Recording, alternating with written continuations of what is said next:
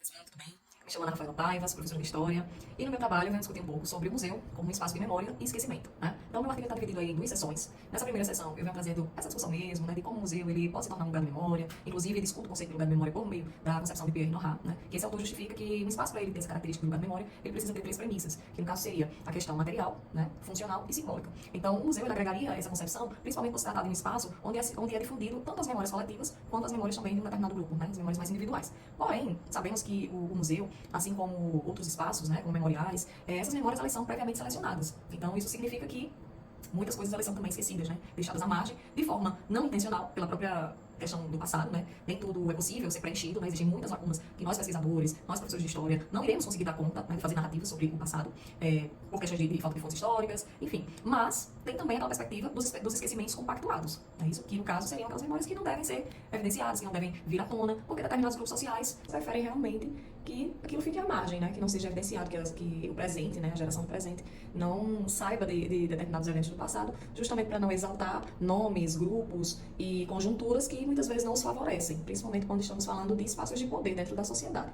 E aí eu dou continuidade à minha discussão ao longo do artigo, mencionando principalmente essa importância de discutirmos o que tem realmente naquele espaço, né, como museu, o que ele apresenta. Aqueles objetos ali, eles são apenas para, né, simplesmente estarem ali de forma exótica, de forma para impressionar, ou ele necessita ser trabalhado pelo professor de maneira realmente problematizadora, questionadora. Então eu discuto justamente isso, né? Que para que não seja apenas um momento de lazer, de distração, de questão ali de fotografia, né, para mostrar em casa e tal, que o aluno ele possa de fato levar para sua vida prática esse aprendizado, né? De que ali aqueles objetos, ou a falta de determinadas fontes, né, a falta de determinadas discussões, de pessoas, de grupos sociais que não aparecem no espaço museológico, muitas vezes tem um porquê, né? Muitas vezes existe um símbolo aí, né, nessa questão toda. Faz parte dessa análise crítica, analisar também o não estar, né, o não existir de determinados grupos, de determinados eventos históricos.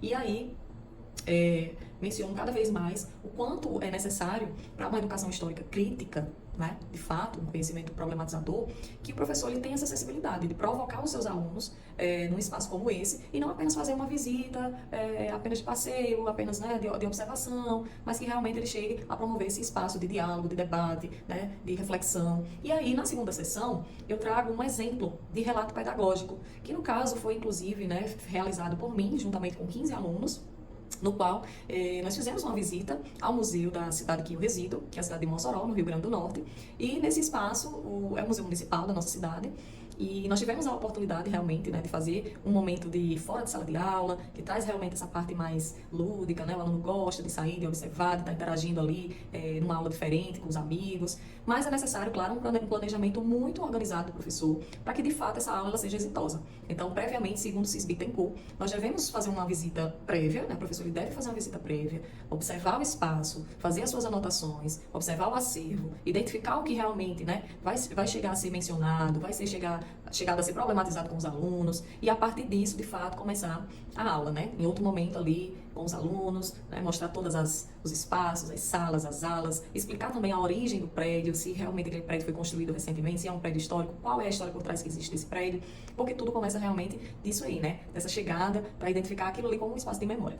Então nós fizemos essa visita, né, ao Museu Lauro da Escócia, e na visita guiada que fizemos com os alunos, foi possível identificar coisas bem importantes, né? Primeiramente que o Museu Lauro da Escócia, ele era um museu um espaço, perdão, que se chamava Cadeia e Câmara, né?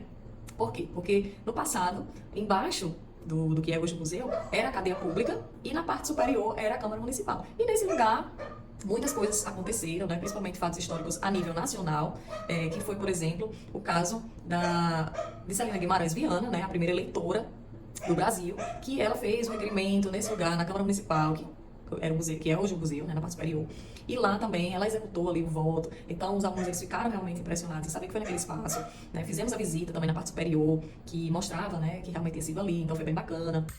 E daí nós fomos aos poucos, né, fazendo isso em todas as aulas do museu, sempre questionando, sempre trazendo ali por que determinados grupos não apareciam tanto, como mulheres, trabalhadores, mesmo Mossoró tendo sido uma cidade onde aconteceram muitos movimentos grevistas, né, na região salineira, em outras áreas também da construção civil, por exemplo. E no finalzinho do artigo nós trazemos as percepções que os alunos tiveram da visita, né? Nós fizemos uma roda de conversa e nesse momento foi oportuno para que eles pudessem expressar as suas análises, né? Da visita, do que eles viram, de como foi realmente entender a história que era repassada naquele espaço de uma maneira mais profunda. E aí eles expuseram questão do patrimônio histórico, proteção, né, ao patrimônio histórico, a questão da história dos heróis, e foi bem interessante mesmo. Então, gostaria de agradecer, né, a atenção, e qualquer dúvida, pode conversar comigo por e-mail, né, vou deixar o e-mail aí na descrição do evento, e é isso, obrigada.